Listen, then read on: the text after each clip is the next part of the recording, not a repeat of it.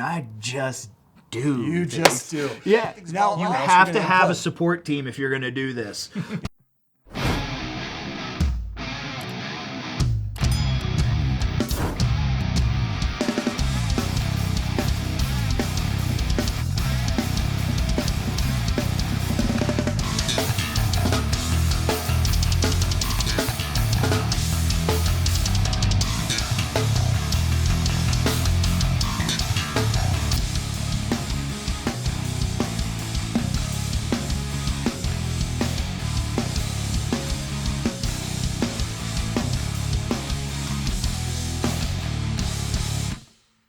All right, so what's really cool is that with this YouTube channel, I can do anything I want. Isn't that cool? And you will. I will do. So what this is going to be an amazing opportunity to actually interview some amazing friends of mine that have done some pretty cool stuff in their careers in the field of entertainment, music, anything creative. Because as you know, in this business, it's a crapshoot.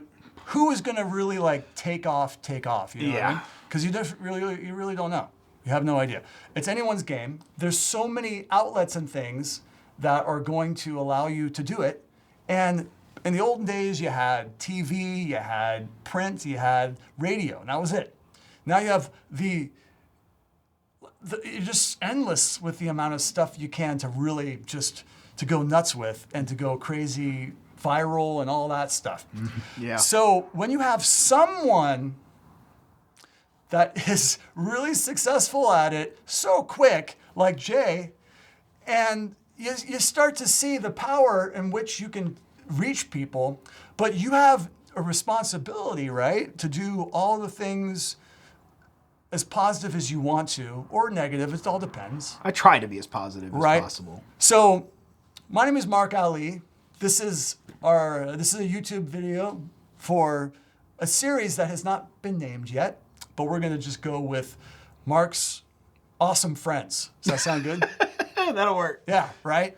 But anyway, you don't know who I am, but I've been in the entertainment industry for a long time, and I've got a chance to connect and network and meet people and make just some great friends with some really influential people. So I'm very grateful, and I'd love to make this a regular thing to where I interview more people in the future. So anyway, that being said, I have my first guest, the guinea pig. Yeah, I am the guinea pig. The guy that's gonna make this all like, is it legit or is it not? He's gonna be proof. You might see this video, you might not. You may or may not, depends. But point being is, Jay DEPOOL. Yes. How did we know each other? Introduce everyone to who you are and how this happened. I'm me, you're you, he's him. No, we met, I think I was just looking for a photographer and Ben tagged you. Ben Miller was like, hey, hit this guy. Oh yeah, that's right. I think it was. Yeah. Yeah, it was Pim, and then we did that photo shoot. We hung out on the train tracks for a little while. That's right. And then we came in here and shot cinder blocks. So you were a bass player at the time. Yeah, so I still am technically. Well, right, but did you play drums before? I have played drums longer than I've played bass. Okay, so you just transferred to bass, and then by the time we met each other, you were pretty Bass much just came bass. around, I started playing drums, I guess I was around 12. Okay. And it was out of necessity because my family is loaded with like really good classical guitar players, and my family's been in the industry a long time. Like my grandfather played with Frank Sinatra, Miles Davis, Engelbert Humperdinck, the Carpenters. I mean, Nice. the list just goes on and on and on. So he was king of everything except drums, but his brother was king of drums, and you know he was very well known in New York and all that. So together they played with everybody. And then my dad was a classical guitar player. My brother became a classical guitar player and was playing advanced pieces at like 7 years old. So I was like, yeah, I'm not touching guitar. The intimidation factors like over the top. He needed a drummer, and I was like, well, I guess I'll do that. And he had a buddy. His name was David. I still remember him, and he had a green pearl export kit. Like it was the Export Select when they had the Export, which was just the wrap, and then they had the Export Select, which was colored. And it was the forest green Export Select. I thought it was the grossest looking thing ever, but I could play that drum kit. Nice. And he let me. and I called it a top hat instead of a hi-hat. I remember all that crap. And I finally got my first kit, and it was just like, all right, so this is what I do now, I guess.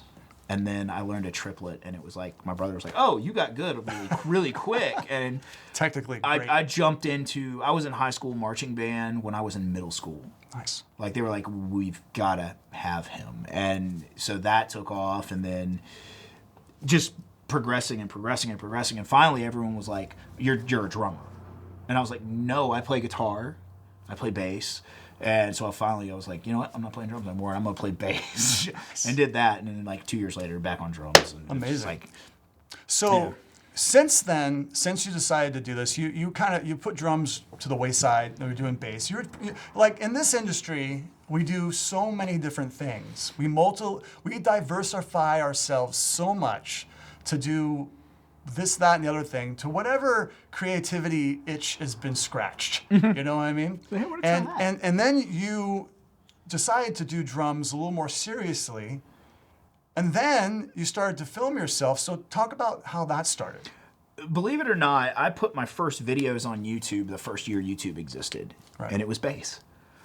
And you can still see my now 18-year-old kid when he was like 3 months old bopping around on the bed behind me. It's so funny because I'll go back and watch it and I'm like, oh man, it was so bad. like you remember like 10,000 hours. Yeah. 340 pixels kind of thing. Like it's so bad. Oh wow. The early days of YouTube are fun. But I had a drum kit but I wasn't really doing anything with it. But then shortly after that I picked up a tour with a Christian pop punk band called Air 5 out of Nashville. Nice. And this was like 2007, 2006. Mm-hmm. Like my oldest kid was like not even a year old yet. Really? So I came down here for that because I was still living in Virginia at that point. And I came down here, did that. I was getting ready. I spent like a week solid just on 3 songs and just making sure I had it down. Like, I'm going to get this. I go to the audition in a storage unit that's like 5 by 10, but only like the back 5 foot of it was all their merch. This was tight. That's awesome. It was so bad. But I go home. I feel okay about the audition because, like, you know, like you can nail it on the CD, but when you're in the room with them, it's very different. Right. And you suck. You gotta suck. You gotta suck to get good. And it was cool. They understood that. They've been in that situation and. So I go back to my mom's place. We were back in Beech Grove, Tennessee, like, you know, Deliverance. Right. Like, it's where all the meth in Tennessee's cooked. Oh, wow. Yeah. Or at least it is now. Yeah. But I go back there. I'm helping my mom clear some acreage, you know, splitting wood, cutting down trees. And this was like how big of a yard they had. They had like one of those bells on the outside of the house that was connected to the phone. She's like, hey, what was his name? Ben. I know a lot of Bens. He's like, Ben's on the phone. I'm like, why? So that was the lead guy in that band. And he's like, hey, I understand if you can't. Do you want to finish out this last leg of the tour? It's like 3 dates. And I'm just sitting there going, I know 3 songs. You have 18. And you're playing them all. Sure. Now, long story short. Preparation. I had a day and a half to learn their entire album and the 3 songs that they didn't have recordings of. They did their own version of the covers. Wow. And somehow I managed to lock it in to where nobody knew I wasn't the drummer. Didn't get the gig, but a bunch of stuff happened in that camp right after that, so there was no gig to have. Right. But it was my first experience on the road. I remember it was one of those Gretsch Catalina Club Mod kits. Nice. The red sparkle with the black stripes. Nice. That was my first, like, ooh, this is custom kit. You're like, ooh. I loved it. But, yeah, I'll leave drums and come back. Right. And the last time I left drums, before coming back 2 years ago, it was due to wrist issues. Physical things that have to do with your body. And it wasn't even due to drumming. Huh. Every other thing. Gaming. Gaming. Carpal tunnel from gaming. Yeah. Believe it or not. sense. Not carpal tunnel, just Or I'm that tendonitis guy, or I can't just something. sit there and Right. hold the controller and relax. Or WASD, the gamers will understand. And just chill. I lock up the whole time. Well, you add 16,000 hours of Counter-Strike and then 4,000 hours of Rocket League Right. in a very short period of time, as far as, you can pack those hours in, and then went into the minor league professional RLCS for Rocket League. So now I'm playing 16 hours a day, practicing, and it messed my wrist up. And on top of that, I was in a band where I was playing a 9-string guitar. Right. But I wasn't single noting it like you do in Gent. I was using full chords. That didn't help. So it messed me up for about 4 years. I couldn't play. But then you healed, and then you started to get things kind of cracking, and you're like, I don't here we even are. remember why. I think it was my band was looking for a drummer for like 8 months. I was like, fine, I'll do it. Right. And I was like, we'll have a better, easier time finding a guitar player Right. than finding a drummer, because we've been trying. So I bought it. You've probably seen it. There was the very first kit on the channel. It was that Pearl ELX black to green fade. Black to green. Nice. And it was, I bought that just to do that. And I was like, might as well do some videos in the downtime while we're looking for a guitar player. And wasn't thinking about, I just wanted to put some videos online. Yeah. And the first ones you can go back on the YouTube page and watch. They're hysterical because they're so bad. Like, it's GoPro camera audio, Right. like GoPro 7 and a Max. That's what I had. Gotta start somewhere. And yeah, I didn't even have any mics. I mean, I had a bunch of mics, but they were just random, like a 57 here, and then a knockoff Pile 57. It paid like $15 for it because I needed a snare mic. Right. And I finally got a like Allen and Heath mixer, and I could just pipe everything into that. And then I got one of those Tascam like stereo input recorders. So I'd recorded my audio to that through the mixer, and if it wasn't right on the mixer, it wasn't going to be right, and it was going to sound off. And I can't tell you how many times that happened, even though I never touched a fader. But the day I might hit my snare harder than I did yesterday, but once you can go back and look, and it's just random mics on everything. A lot of trial and error you have to kind of figure out, right? Yeah, and it's been a progression because I started with absolutely nothing except the GoPro. With what you had. And then I managed to find in this room just some random cables enough to mic up a 5-piece kit, no overheads. Wow. It was just a kick mic. I think it was like the cheapest Audio-Technica mic you could find. And a couple Pile mics, early Audio-Technica, what was their secondary brand? Digital Reference. Just a couple of those really cheap Shure $29 switch mics. Yeah. Whatever stands I could find. I think at one point I had a straight tripod and I duct taped one of the legs kind of up so it would kick over and I could mic the toms with it. Like, it was so just thrown together just to try and make them sound better than GoPro audio. Right.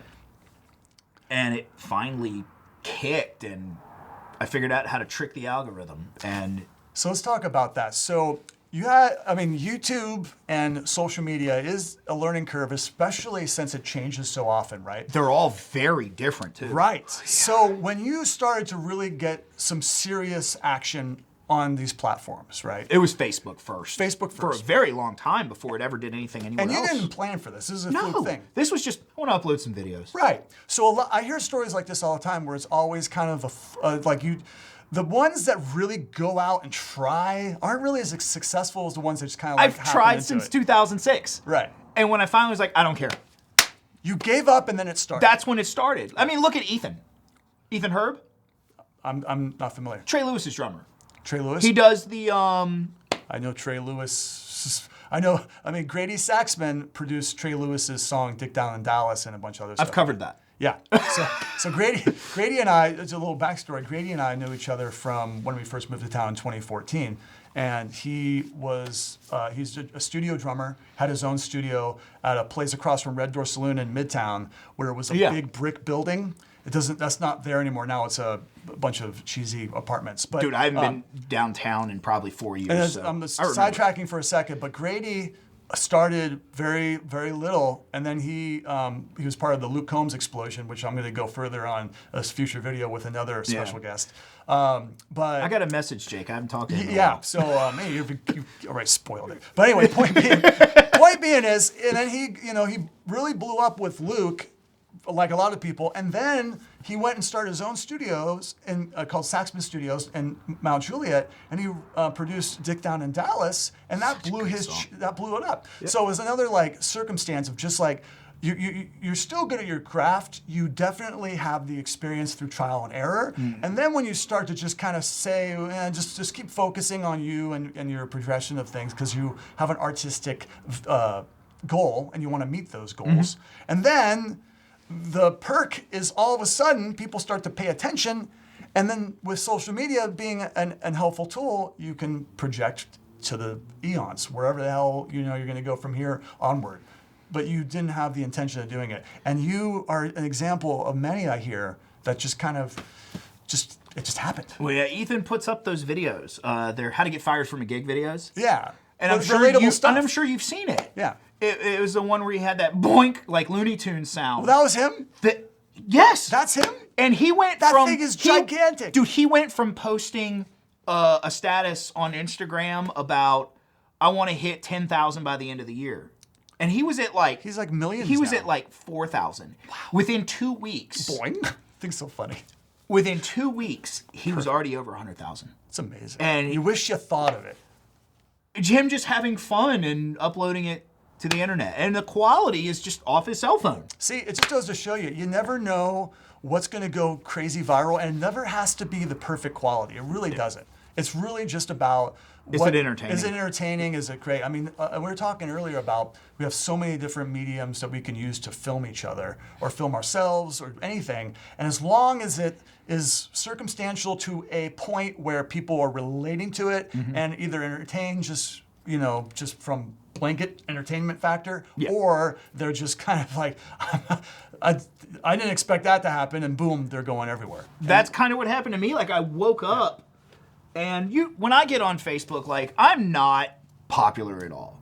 Like, I have a very small group of friends that I might not reach out to them often, but if I call them, they're like, "What's up, man?" Yeah. And you're Close one of them. I don't reach out that often, but when I do, I'm like, "What are you doing?" I know, it's great. Isn't that great? Great friendship. See, that's the thing is about like this business. We're in a business, sure. We're trying to make a living, sure. But at the core of everything, if the foundation of great friendships are not there, then it's very plastic, it's very fake, there's nothing organic. Yeah. We met through a very organic way, and here we are now. It was business first, and now it's... But the thing is, like, it starts off with just relativity to a human being. Yeah. Even though if it first gets you there is the business side of things. Yeah. But approaching in the industry of entertainment, you're just making friends. But you're not going with an agenda all the time. It just becomes so much more organic, I think. There's a clip from the movie The Dark Knight with the Joker. He's like, I just do things. And that's kind of how my whole thing started was I was just doing things. I was like, you know what? I'm going to film some of my exercises that I do when I warm up on drums. Maybe it'll help somebody. And I woke up the next, like I was saying, I'd wake up, I'd have like 1-2 notifications. I woke up the next day after it had been up. I had uploaded like 4 or 5 videos before that. And I woke up the next day and had hey, your video got over 50,000 plays. I'm like, what are you talking about? That was the first notification, because the ones that are from Facebook are usually up at the top. But you can see the little bell, and when you log in, it said 99 plus. And I said, wow. Huh? And Excuse me? And you see follow. It's all follows. It's like 2,500 people followed you. Yeah. And it was like, what? And I go to look to my profile, and I'm like, and I see it said like 2,800. And I was like, holy crap. I run out in the living room and tell my wife, babe, look what happened. Look what happened. I don't know. She was like, I don't know what happened. I haven't even looked yet. Right. And educational content. as I put the phone down to go I just woke up, so go take care of morning business, Right. coffee, a donut or bathroom, Whatever. Whatever you do in the morning. I come back 20 minutes later to my phone and it plus 99 again. Wow. And it just kept going for like 2 weeks. Isn't it addicting too when you start seeing that? I didn't know what to do. I was terrified because I was just like, I've always wanted this, but I don't know what to do with it. And Ethan, he was asking me like, hey, what do I do with this? You're very humble, which is what I think is great about you. Well, there's a lot of people that, like we were talking about when we were setting up, that charge to give the information on. Yeah, I have mixed feelings about that. On how to get into the algorithm. Right. And I've had people message me, hey, what do you charge to tell me how to do this right? And I'm like, what do you want to know? Right. And they're like, well, I want to know, how to do tags properly and what camera I should get. And I'm like, dude, I use GoPros. And my oldest one is a 7. The quality you have, by the way, not to cut you off, is really, really stellar because I think you have amazing lighting. The lighting really does make the GoPro. And what's funny is I've gotten that question before. What kind of lighting are you using? Yeah, that's the most important thing. And if you don't know, because I used to see the stem lights, they were all over there. They're $15 4-foot shop lights from Walmart. That's what I'm using. There you go. And it really just comes down to when you put the lights in there, and with how I do videos, I'm getting all angles. I can't hide the lights. Yeah. Because obviously you don't want the camera facing the light, Right. and that's unavoidable. So it's really just comes down to there's an effect I use inside of I use Hit Film, the free version. I use the free version of Hit Film, and it's one of the.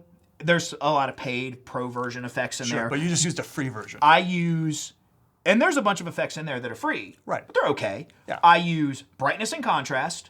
I turn the brightness down a little bit, turn the contrast up, and then I just found when my videos started getting really dynamic looking, is a thing called crushed blacks. And I turn it up like 0.2, and it blackens everything that's black. You took real stock adjustments inside the software, and then you just adjusted. And then the last thing I put on it is hue and saturation, but I don't mess with the hue. I leave that alone, and I literally, this is so embarrassing. I just go in and I turn the master fader up like 75% on saturation. And then since I got the green acrylic kit, obviously I had to change my lighting. Sure. And then I go down to the green thing and I turn that up like 80%, and it makes the drums look like there's lights in them, but you don't know that. That's great. And it's literally just the floor lights. It's amazing. And it's so, I know nothing Yeah. about photo editing, video editing. I know audio. That's what I know. I know audio. And so I'm just guessing. And when someone like you tells me, dude, they look great. And all I'm using is a GoPro 10, a GoPro Max, and a GoPro 7. And that GoPro 7 was with me when I was doing fishing videos. Amazing. And that thing's been in the water. It still works. So you basically just figured it out. Based on what you know, see, and here's the thing where I feel is something where you should tell yourself to trust yourself, is that we're all consumers. We consume content on a daily basis. We know what we want. Yeah. We know what we don't want. We know what looks good, we know what looks bad. Some people are a little clueless on that, but for the majority, you went inside your head and you kind of said, well, this I know looks good to me. And that usually is what it takes, is like you have enough you have enough wherewithal to go, I feel that this looks good and I'm going to put it out there confidently. Yeah. And people then respond, wow, that looks amazing. And you're like, wow, I guess what I have instinctually inside is the thing. And I feel it's a very important thing for people to really get that, get a hold of that, because you got to trust yourself. Yeah. And you got to trust, but then get feedback from people. And if it's bad, make adjustments. And it's crazy because I have very, very low self-esteem. You're and a I'm humble guy. Always questioning You're a humble guy. everything I'm doing. Yeah. And what's crazy is all Ernest. the times I dread almost every time I upload a video that you're going to see it and end up in my inbox and go, dude, you need to brighten that up a little bit or something like that. But then when you tell me no, they look awesome, because I love that dark dynamics, and the drums just light up more than I do, and because I don't like looking at myself. Yeah. But it's funny. I've had comments Imposter that say, syndrome. "Great sound, bad drummer, You know, the slew of like The haters. And it's funny, those comments always come up on the videos where my wrists are starting to aggravate me a little bit. Oh, right. And so my timing's a little off for the metronome, and there's so many videos I'm like, I don't want to upload that because I hear mistakes no one else does. Sure. But no one has ever said the video looks bad. Ever. See? And there you go. You know what you're doing. It's like the one thing I don't know, you know. But then again, we're not all experts. I mean, unless you really have dived so far into the rabbit hole of every aspect of filmmaking. Well, yeah. But I had no choice to, because like I thought I knew, but then I didn't know, and I learned other things. But like that's the thing, is like you start to mold and shape what you know more as you keep going, but you just got to do it and do it and do it again. When I started this and I finally got an interface and all the mics and stuff, that's when I started recording drums. I suck at recording vocals.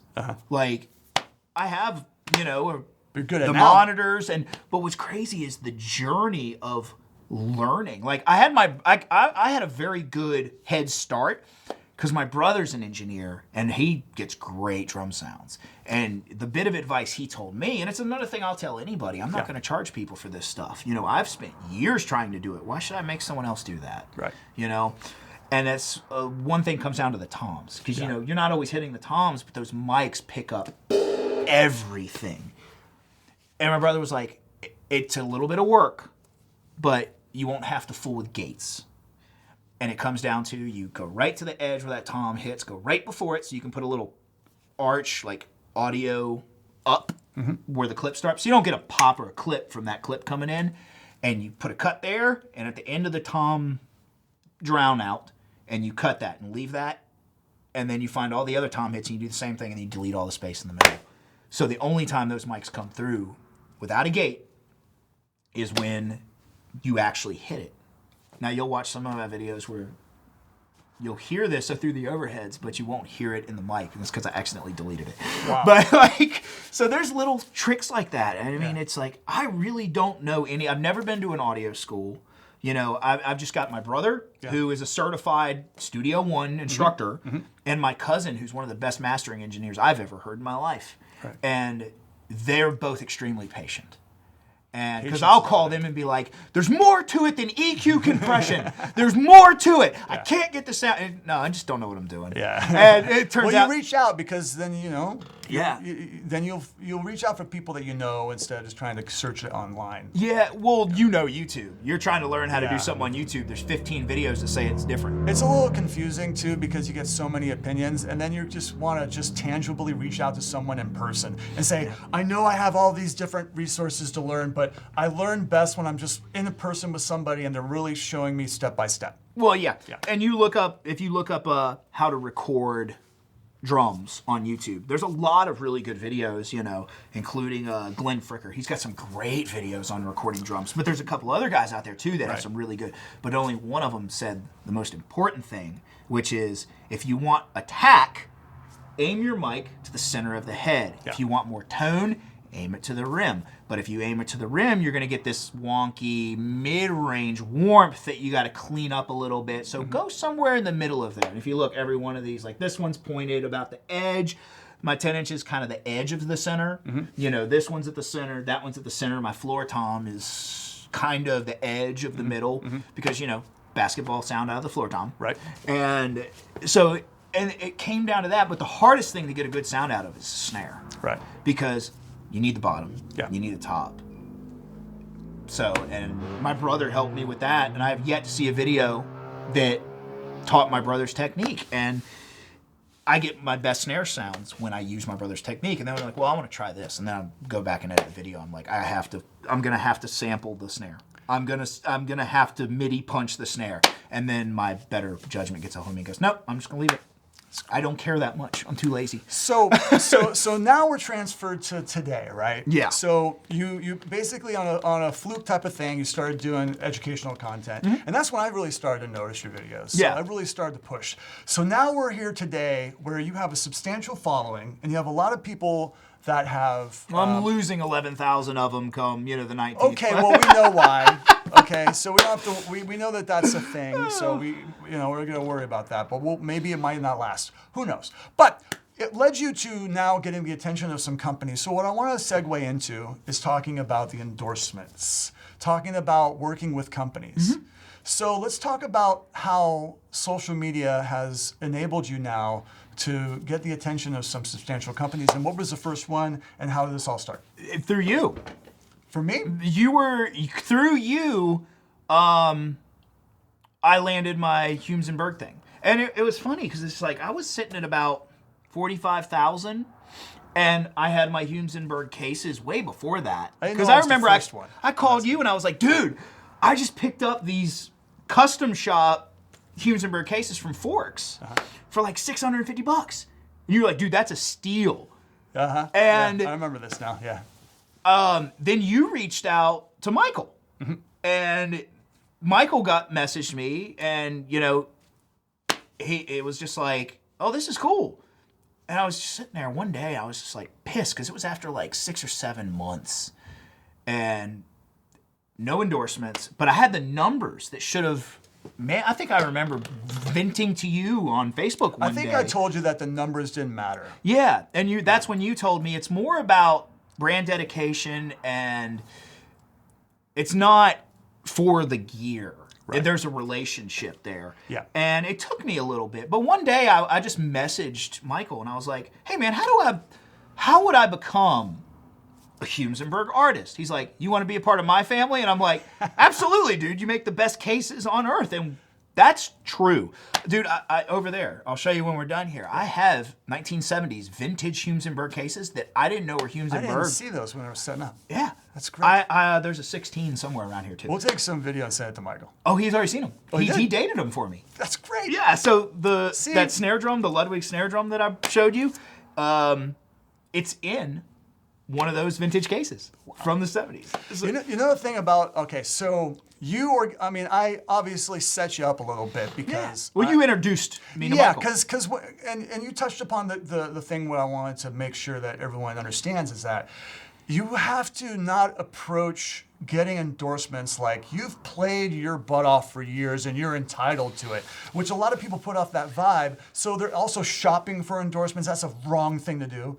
You have all these different ways that you organically get an endorsement based on you being, first off, really in love with the product.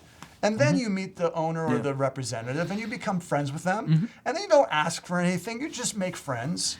And you say it and talk about the gear, and they realize that you're a great drummer. They see your content. They even ask you without you actually bringing it up, So when Michael really said, come aboard the family, how did he solidify that with you? I mean, it was just like, you're a part of the family now. There was, like that? Like everybody thinks you're going to have these contracts with these companies and all that. It's like, not true. Some of them probably, the big ones. Well, I mean, when you got high stakes, like big artists with generational type of followings. Yeah, probably somebody on like the level of like Korn and stuff like that. They probably have some contracts or something. But guys like me and you, there's no contracts. It's just, hey. I've never signed a contract. And I have 5 right now. 5 endorsements? Yep. Yeah. And what are they? Well, RL Drums was actually second in line to Humes and Berg. Okay. I reached out to Kevin, who is over the company of Omet Cymbals, because he had been posting videos and he had been following me for a little while, and I got curious just because of the videos he was posting. I'm like, they sound pretty good, and which is weird, because usually you see Chinese companies and the stuff it's okay, or it sounds good, but it's going to break really quick. Right. If you go back and watch some of the first videos with the Omet cymbals that I was testing, I was trying to break them. I still have those cymbals. You kind of have to give it your test. Oh, I wanted to break them. I only broke one of them, and it was a factory defect, but it was also a 6-inch splash. Nice. Okay. Well, you're gonna break that. You're gonna break it if you're really forceful with it. Yeah. Oh yeah, I laid into them, but that one. So out of the I think 40 cymbals I have of theirs, I've only had one defective one, nice. And that's a pretty good track record for a small company. Right. But I started every cymbal I hit of theirs, I was just like, this sounds great. But you did this in the concepts of studio, not live, right? Oh yeah, this is all from in here. Right. So you don't know what it's like to actually play live with them yet. I have played live with them. You have? Twice, Right? yeah. Twice, okay. And they sound phenomenal. still hold My up. problem was I took the wrong ones because the venue I played at was Flavor 90s. Oh, okay. And that's a very loud venue. It's very like a coffin. I was using super the narrow. Shy series cymbals, Yeah. and they are loud.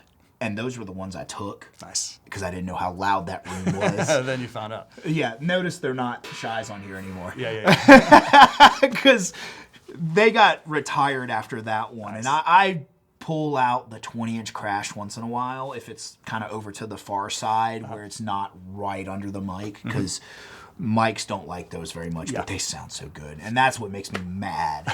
Is that they sound so good, but they're just so loud. But equally, I've loved the ride cymbal, though, that out of everything they make, I can't get rid of it or take it off the kit, is that Energy 22. Nice. The bell on it is what got me sold on it. So your cymbals, your drums, and the cases, of course, these all organically happened, and you just reached out to these people. Yeah, I reached out to Kevin, and he was like, here, hit up Richard at RL Drums. Yeah.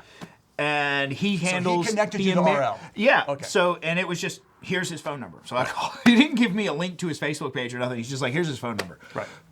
Like, oh, okay, is that okay? Yeah. And I call him up and I'm like, hey, Kevin sent me your way. Yeah. And he was like, oh, okay. And then I guess he saw my numbers and he's like, yeah, let's see which ones you like and whatever you don't like, send it back. Nice. And I was like, we have a problem. I like them all. And he's like, well, the drum show's coming up. Just bring back the ones you're not going to use. Right. And if you need other stuff, we'll figure it out then. So there was a lot of testing. And I've done tons of videos on their cymbals and stuff like that. So I bust my butt to make sure everyone can hear all their cymbals. Right. So it's like, the Fusion crashes are the ones I've had on for like the last since I got the green kit, so maybe 2 months now. Nice. And mainly because I was too lazy to change them. Right. But, I just put a different series up recently because it's like someone said, are you going to swap the cymbals out anymore? Or because it used to be I'd swap them out almost every video. Right. But you'd see them in the background of every video. They were just like lined up against the wall. But after the Omet thing, I started talking to Rich about, he sent me, I call it the dirty Cooper snare because autocorrect changed copper. Rich who? Richard Leroy. Richard Leroy? RL. RL. Yep. Richard Leroy. Okay, so that's what RL stands for, Richard Leroy. Okay, Yep. I didn't know it. Last name Drums, I guess. Yes.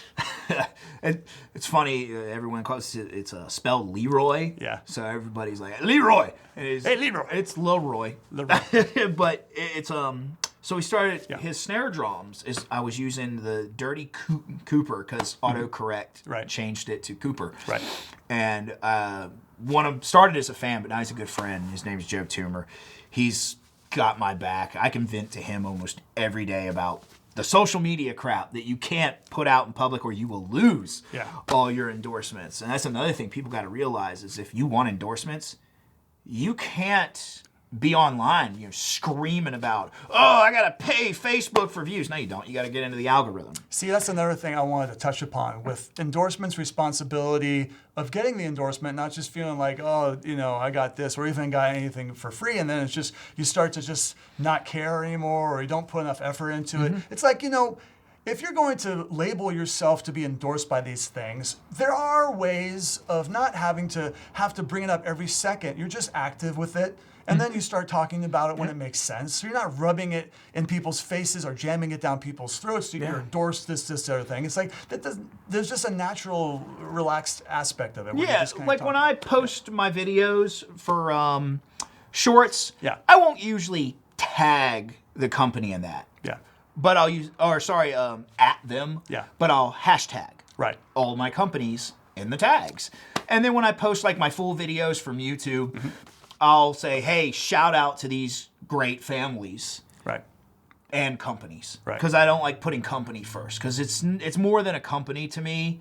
I've wanted endorsements my whole life. Yeah. And not for free product. Because I know free product is rare. Even Ray Lazier is paying for stuff, you know? The thing is, though, that touches upon a point about, and it's true, there's a lot of guys that are big name guys that actually do pay for their stuff, because at the end of the day, it's important to know that when you are interested in a company so much, you don't care if you get anything for free. You're willing to put the money down for it because you care about it. Yeah, I mean, granted, the discounts are nice, but a lot of people go in thinking they're going to get free gear. Yeah, and that's the wrong way to go. And that's that silver bullet question on all your endorsement applications. And also the feather in the cap, I get this for free, and then the ones that boast about it. Oh, that's why I love that question on those applications you got to fill out.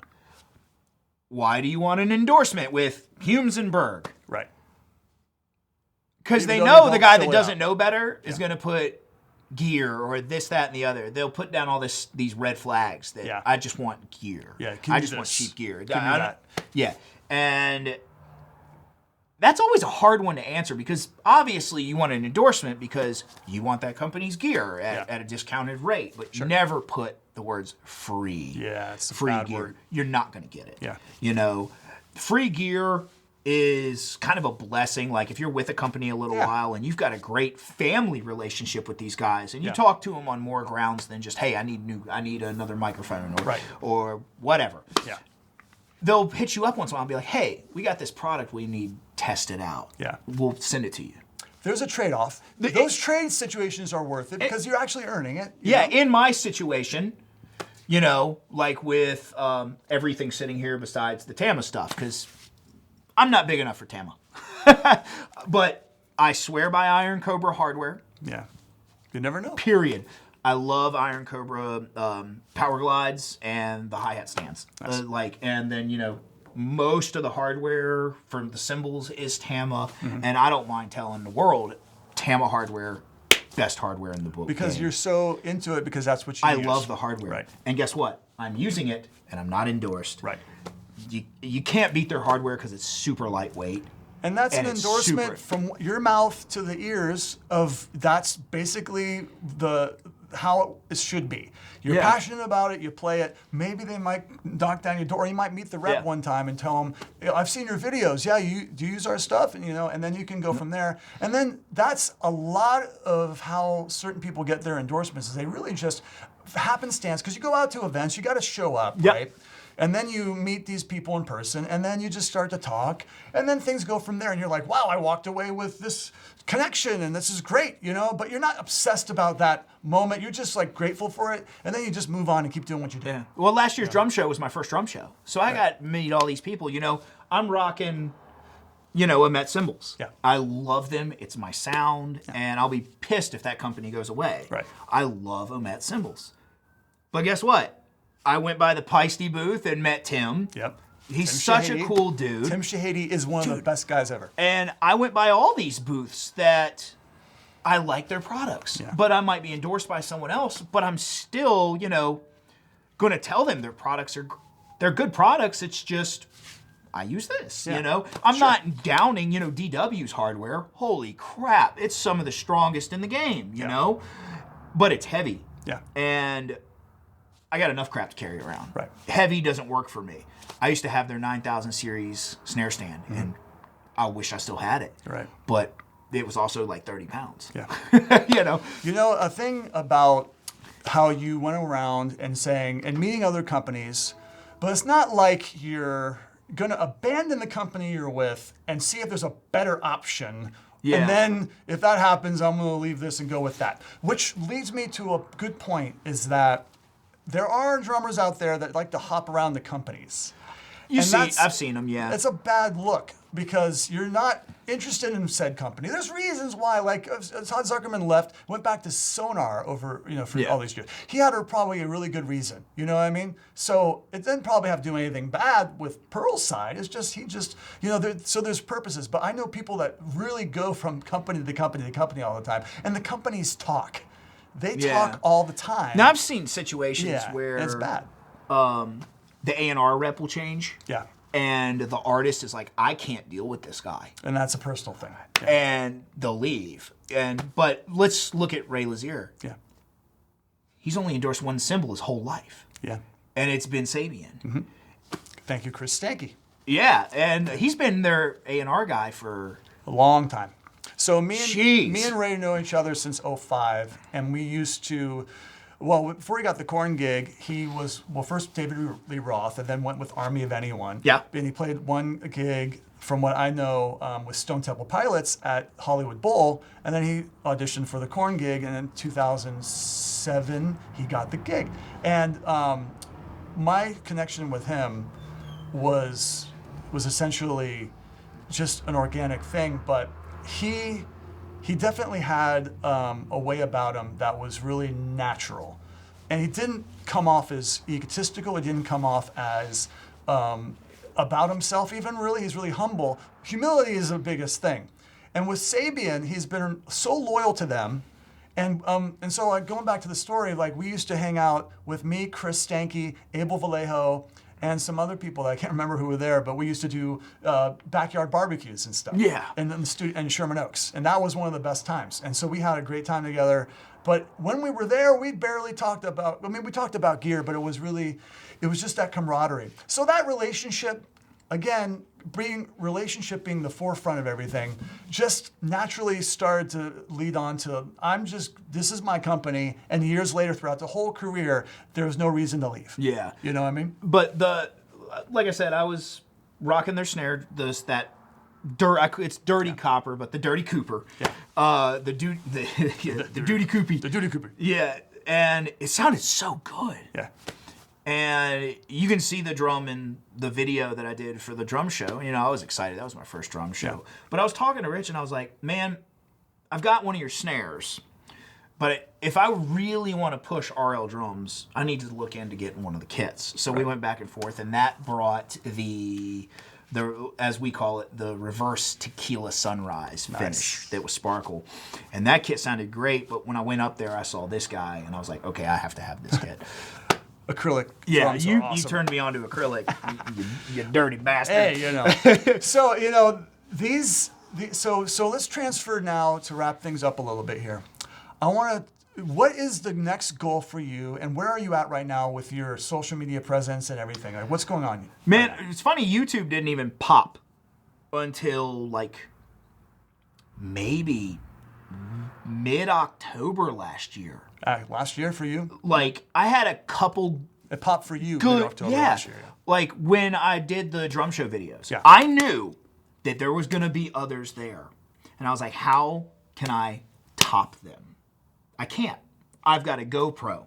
I don't have any kind of, fancy microphone systems for wireless. All I have is a GoPro and a backpack and a will. So what did I do? What hit YouTube the night of day one?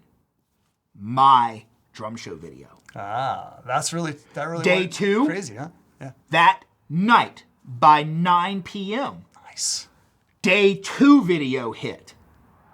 Nobody else's videos hit for a week and a half after that. Right. My videos are the number one out of that drum show because I got them up first. I wasn't worried about these fancy transitions and this good look. Right. I had to sift through hours of Put a lot footage. of work. Post-production is everything. It takes the longest I got time. home at like 6. I was editing day 1 till like 11 o'clock at night. Wow. I got home and just dumped footage. You're like, and jumped boom. on it. And then I can't remember what happened in October. I don't remember what video it was. But I woke up and I was checking I think I was at like 2,500 subscribers or some, humble number. Nothing to be egotistical about. Like, I'm sitting at 11,200 right now. 11,200. And I'm still at that spot where I'm not big enough to think I'm anything more than just some average run-of-the-mill YouTuber. Again, very humble. And I woke up the next day and it was like 4,000 new follows or subscribers, and I'm like, what happened? It took me It's a crapshoot, really. and I finally was like, it finally popped. And I still didn't know anything about how to read your watch time hours and all this crap. All the Because there was logistical nothing, it things. wasn't worth it at the time Right. to know that crap. Because it was just like, I'm just uploading videos. And, funny enough, Instagram popped, about 6 months before that. So I'm sitting at like, I'm about ready to hit 22,000 on Instagram. Wow. Okay. And it's a lot. It happened.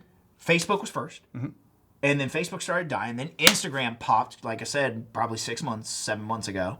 YouTube popped just a couple months ago. And funny enough, TikTok's being banned in 3 days. At the time of this video, we have not known what the outcome's going to be, but we shall see. I know the extension got denied, but it didn't start popping till 4 weeks ago. Wow. And I went from, I think I was sitting at like 4,000, and now I'm sitting at like 11.8. So we're a work in progress all the time. You never know. Just a couple days ago, you know, because everybody on TikTok is running to Red Note. Yeah. I'm almost at 300 followers on there, and I've been on there like 2 days. So so that's new, and wow. It's actually, I'm having a lot of fun over there. It's really cool there. It's a new platform, so everybody's people are so friendly. How it is. There's like, even when people are saying you suck, it's put in a way that's very friendly and kind of like saying, hey, you're a great drummer, but you need help in your fills, because when you get into your fills, you either slow down or rush. Honest feedback. But yeah, and it's so friendly. It's like, man, that's so nice. See, and honest feedback and being real with one person or another is appreciated. Yeah. Even though like at first you're like, you know, your knee-jerk reaction is like, ugh. So, man, you have really done well for yourself on social media. Yeah. You're not done yet. You're still beginning a little bit more. You know, I mean, you're a seasoned professional at this point. But no. No. But touching on your point real quick about the cutting teeth with people and being friends with them before you start asking them for the snare drum back here that you probably can't see is a King's Custom. If I wasn't at that drum show and started talking to that guy and being like, wow, these are the best snare drums I've ever heard in my life, I wouldn't be endorsed by them right now. And I think I'm their only artist. It's the only one I know is you. Yeah, that I'm the only artist of theirs. And then, you know, obviously Humes and Berg, you know. Best cases in the world. Thank you, Michael Berg. For real. And their artist roster is massive. And it's like, when I remember when I first got that, I was like, dude, I'm endorsed by the same company as Ray Lazier. You know what? I had the same And you were feeling. like, and this guy, and this guy, I know. and this guy. You know, it's funny, like, I had those humble moments where I'm like, oh my God, my hero friends of mine, I'm in the same like ballpark in the same field of them. Well, how did that happen? But here's the thing, like, you know, it doesn't even matter. Like, we're just such good friends. We just have Michael in common, and Michael is taking care of us, and he's just one of those like the most amazingly authentic and incredible man. So this year is the 90th anniversary. I want one of those snare cases. Oh my gosh, they're so beautiful. I know. So 90 years as a company, from 1935 now here to 2025. Can you believe Started that? with trumpet mutes. I know. Right? Mutes. Most people don't know that. Yeah, there's a whole story about Humes and Berg. Do you ever know what the I'm waiting for you to release that documentary. Okay, well that's going to be an ongoing thing. But a snapshot of that is basically Mr. Humes, who is a man that Willie Berg, Michael's grandfather, met in the early days, 1935, when he at a restaurant got a $1,000 upfront money cost. That's a lot of money back to donate or probably invest in, right? Horn mutes. And shortly after that meeting, he passed away. And to celebrate the legacy of this man who helped start this company, he named it Humes and Berg. So Mr. Humes and Berg, Humes and Berg. Nice. And now here we are, 90 years later, through the history of music, and we have this legacy that's been living on, and not a lot of companies can say that. And the drums cases speak for themselves. They do. Yeah. Well, I used them as ladders before I got a ladder in here to get up to the ceiling. I actually used them to put this grid on. I know, right?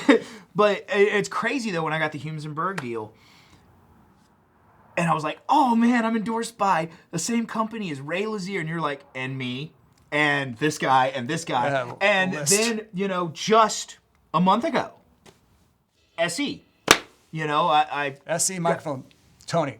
Yeah. What a guy. Dude, it's so awesome. His first email to me was just hysterical, though. Isn't he great? He's so funny. He's such a personal guy. Dude, I'm so sorry. And look, we share these endorsements together. Look at that. And it's like, it's crazy, though, because I went through the same thing. I'm endorsed by the same company as Ray Lazier. And, oh, man, and this guy. And then I start watching YouTube videos. I'm like, they're there, right there, that's them. And SE Microphones are a company that's been more so relevant than ever, and they're out there in the most organic way, and a lot of people play their stuff. Crazy is the music store that I worked at, and I still technically work there, but I'm on like hiatus or something. I don't know. Right. The guy in the pro audio department there, he turned me on to SE mics right when they kind of hit, and I was using their 2200 condenser microphone, you know, the little, a budget, you know, studio mic, and it was like, this sounds better than all of my mics. So I've been a fan of SE for a long time. So now that I get to represent them in the drum mics and whatever else I end up, you know, using. So it's just, I've been insanely blessed to have such awesome companies get behind me.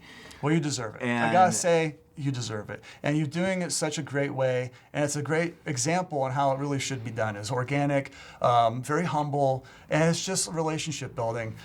Man, Jay, you are an inspiration to a lot of people. You play it really great. You actually go out there with great heart and intent. I have to say, it's been great to see you grow so much. Well, yeah, you've been watching it since it started. I have, and I'm grateful to have seen that. And I think it's a great, and that's why I wanted you to be the first interview for this series. Is I think it's just. Well, when you asked me, I was like, why me? I have nothing out of all these people you know. But but you've done something that a lot of people are trying to do and are not as successful with it. Yeah. And just as a good example to show people that it can be done. You never know, but you do find yourself a niche. Again, you were just being bass player guy, then you turned into drummer guy. Next thing you know, you're influential drummer guy. Well, now, you know, the last couple months I've been doing all of it, you know, with the Temu series. Yeah, Temu. I didn't even know what you meant by that. What is the reason for Temu? Okay, so no one listens to anyone's original music. Correct. Without it being pushed in their face with ads and whatever a record label wants to tell you. So I'm just like, okay, everyone who actually sits down and listens to my music is like, man, this is really good. So I'm like, all right, fine. I'm going to start a series of videos and just and whatever the thing I wrote sounds like. Just put Temu before. I'm just going to say, you know, the very first one I think was Korn. Yeah.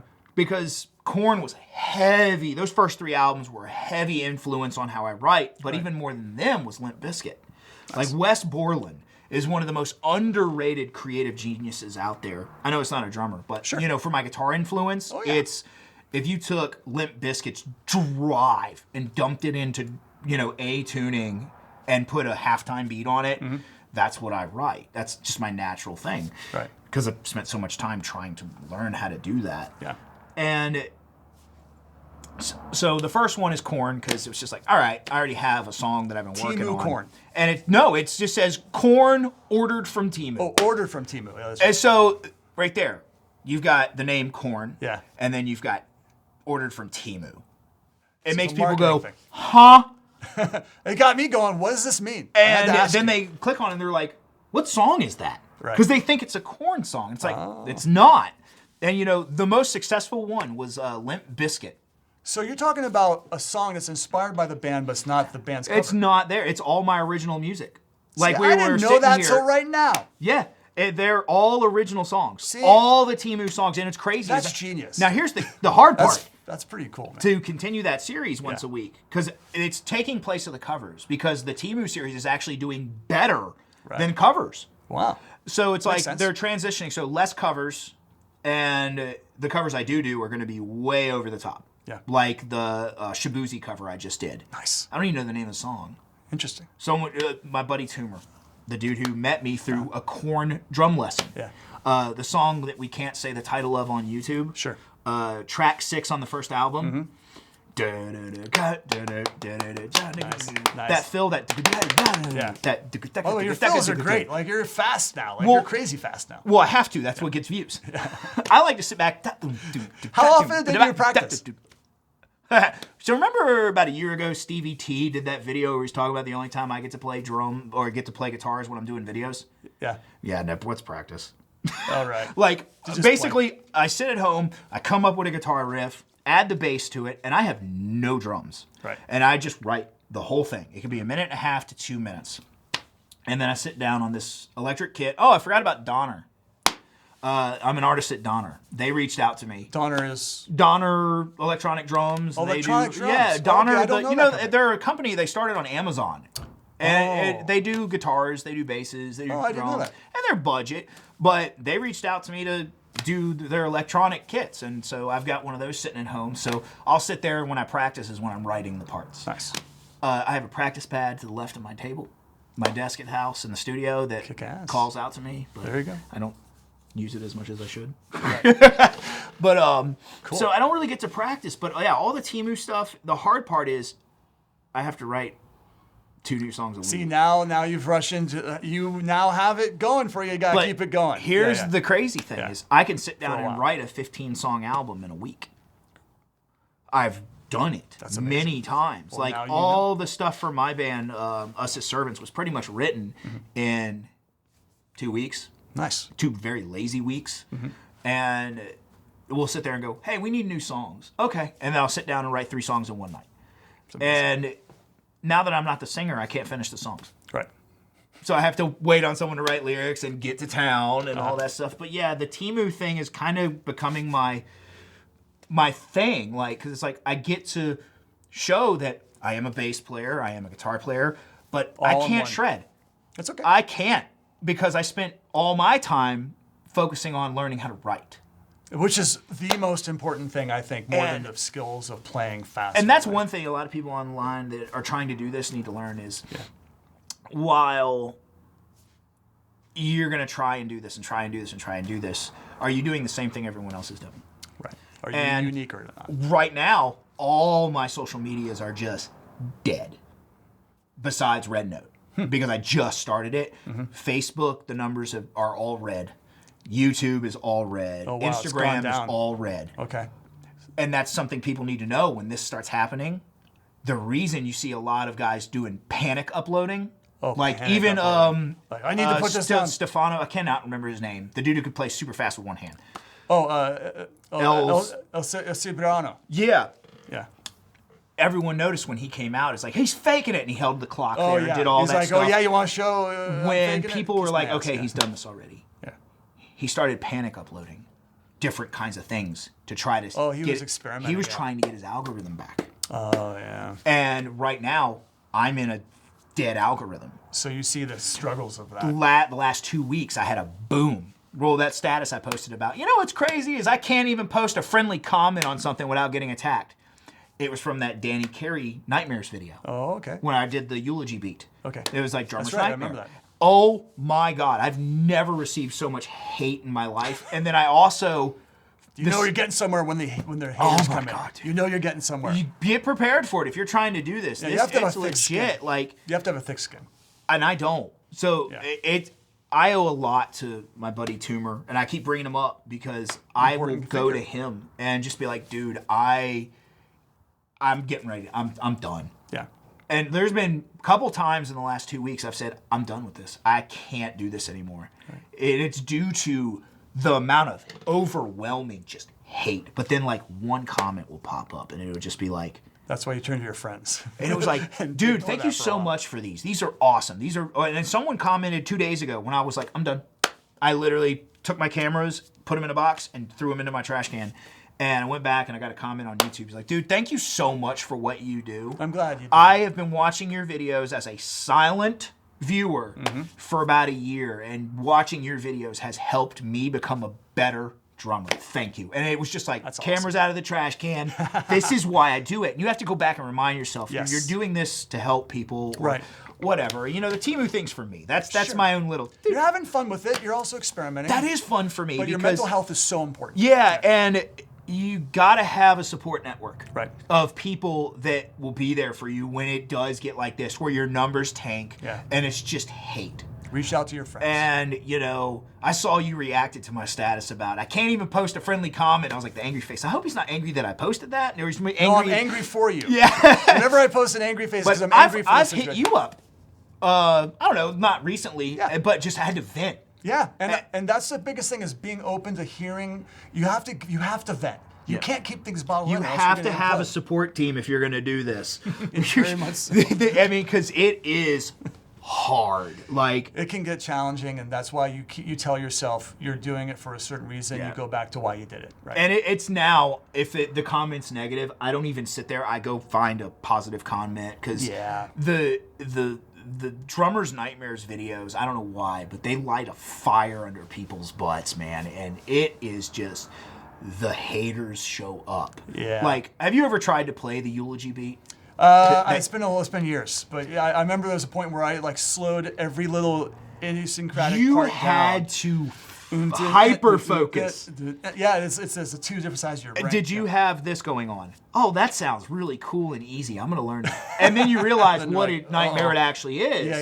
Yeah. There's a lot of people, and the hate comes from those people that are like, this isn't a nightmare. This is easy. It's just a 3/4. And be like, Right. Easy for you. and I always bro. comment, tell me you forgot the journey of what it takes to learn this stuff, Right. without telling me that you forgot the journey, and they go away so fast. So you do it in such a way that it's not so like attacking them back, which is a smart way to do it. And And what's- it's just fueling the fire if that's the case. Yeah, and there's a couple people who's like, cool, now do Rosanna. Like, I already did. I did that like 6 Now months you're ago. a dancing circus monkey. Do what you want. Yeah. Do this now. Yeah. Yeah. And it's like, I already did that. It failed. Right. Like, how many drummers have uploaded the Rosanna beat? Right. Thousands. a lot. How many people have uploaded the Danny Carey eulogy beat? None that I know of. They're all doing it's so hard. Schism Yeah. and the really ones that sound hard. You tapped into something really untapped, what- and you went searching first before you did it, right? No. No? I just do what... You just did it. I just do You just things. do. And that is the whole extent. I come up here... That's the name of this whole interview. All right. I just do. So here's... yeah. Featuring Here's Jada what Paul. I'm doing after this interview is done. Yeah. I have 2 Temus I'm shooting, Uh-huh. Green Day and Silverchair, which Silverchair has been highly requested, which blew my mind, because I thought it's a I was good the only 90s band. Silverchair fan alive. Right.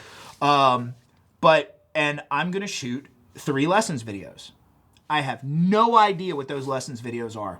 You go very much from I there. never... Now, there's sometimes I'll be like, ooh, I'm Yeah. going to do this, Phil. You have good ideas. Out of the 600 lessons I uploaded last year, 3 of them I knew what I was doing. It's amazing. I literally just sit here and go, all right, well, and just start messing around until something comes up, and I turn the cameras on and record it. That's why sometimes they're sloppy, because it's like, I just learned that Phil. Because sometimes you can spend so much time on a video that you never even uploaded because you've just obsessed with it too much. But you've gotten to a point where you just kind of do and put it out there, and you're like, I've this is good enough. never obsessed over those lessons. That's great. I just do them. And the one that went mega viral the last 2 weeks, where my algorithm died because I had a boost, was a lesson that it was just like a... So it's just like a... Yeah. Just one of Hands and those, feet, linear going thing. snare, snare, snare, and then 8 to 10 kicks, 10 to 12 Yeah. kicks, 12 to 16. Very linear. In the breakdown, I left out the 12 to 16. Oh, okay. I went straight to the floor tom, to the Yeah. at the end of it. Oh my God. Let the That- floodgates open. Dude, it did. They didn't open. They exploded. Oh, wow. In Everyone's 3 Judge, days. jury, and executioner. In 3 days, 1.2 million views. Wow. And that's amazing. where the hate came in. That on top. you open to the public like that, you on know it's gonna top happen. Yeah. of the Drummer's Nightmare videos. Yeah. Oh man, it was like double the amount of hate I usually get. But regardless of the hate, you know, thinking about one thing that helps me keep going if I can't find a positive comment is I have Humes and Berg behind me. I've got RL drums behind me, which that is like my #1 family. Like I talk to Rich like twice a week, and awesome. we're always running ideas by each other. Like, hey, what do you think of this? And what about this and this? And hey, can you do an unboxing of this thing? And like, I already opened it, but I'll throw it back in the box. Right. You know, and all these great companies, SE, you know, Met, Kings. It's like these support. guys believe in me, and organic. I have to keep going for them. Right. You know, and it's like it's like I owe them something, you know? Right. And I mentioned to Rich at RL, like, dude, I might have to just stop. And he goes, but I feel bad because you've done so much for me. And he goes, dude, if you got to stop, dude, do it. See, they're very And supportive. that is the business aside. You're That's right. family. See? And that's what endorsements are about, man. Right. It's about that bond of friendship feels so good when it's like over that. a piece of material. Right. Like you were saying, you can't feel like you're owed an endorsement. No. I don't care if you got 3 times the followers I have, and you're sitting at like 300,000 followers with no endorsements. Well, you got to think about, have you built a relationship with a company? Have you reached out to a company in a humble way? Right. Do you feel like you're owed it? Right. No company is going to work with somebody if they think you're just you are owed that thing. And I had that mindset until you came along and you were like, look, this is how you have to do this. And it honestly changed who I was and how I approached my whole life. So thank you for that. Wow. So You're welcome. that little bit of info you gave me for like an hour on Facebook at like 2 o'clock in the morning turned into Humes and Berg, turned into RL Drums, turned into Soundwave Masters, turned into OMET, so turned great, into man.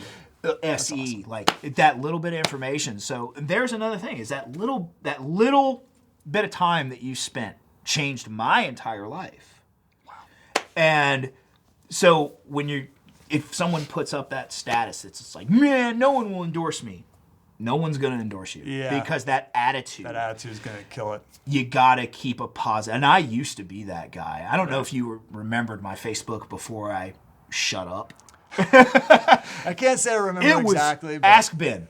yeah. Go ask Ben Miller, because he's been here since 2011. He's been around since then in my life.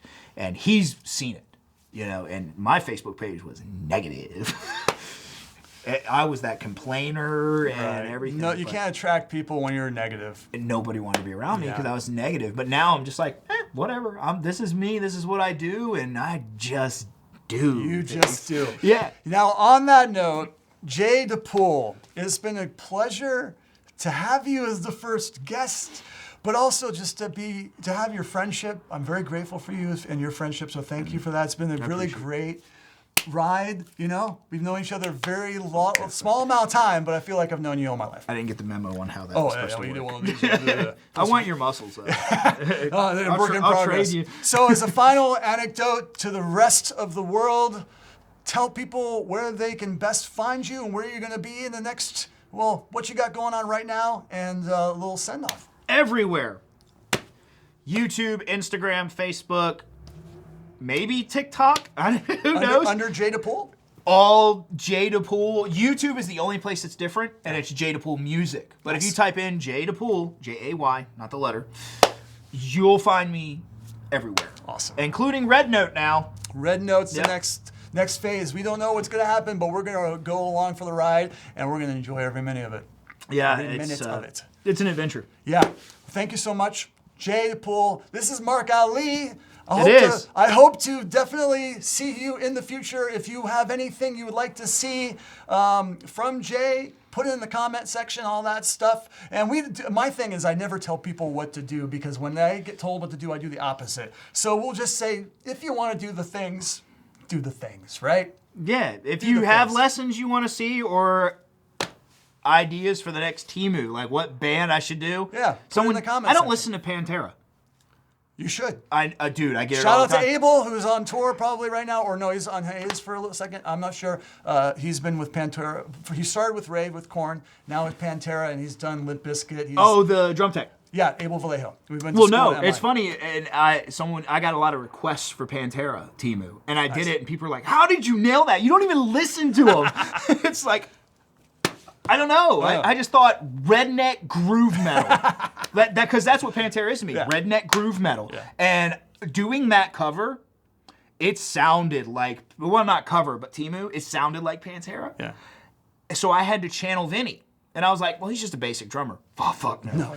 Oh my God, dude. That was the hardest thing I have done in my entire run these 2 years. Yeah. It was the absolute hardest thing, even though it was just, it was that feel that Pantera has. Oh, yeah. I called my buddy who recommended it, and I was like, dude, screw you.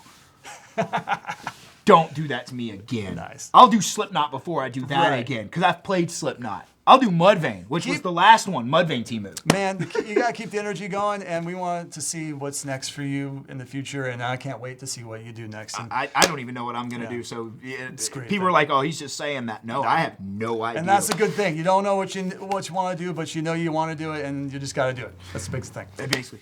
I usually do all requests, so. Well, there you go. Yeah. Well, that's it. Till next time. We will see you in the future video, and whoever I interview next will be a surprise. And I want to know before you tell me. I know, I'll probably let you know. We'll see you next time. Au revoir. Send off note. It was shorter to do the video than setting up the gear. This is the first time. Hopefully it gets faster. Yeah. Send off note. Chase your dreams. For real. And get yourself a good support team if you're trying to be well known. Reach out to your friends and get off the social media train for a second. Reach out to someone who's real life your friend, and then you'll get a perspective, and that's a good thing. And then you can talk to him on Facebook. There you go. Stay safe out there. Until next time. What he said. Bye-bye. Au revoir.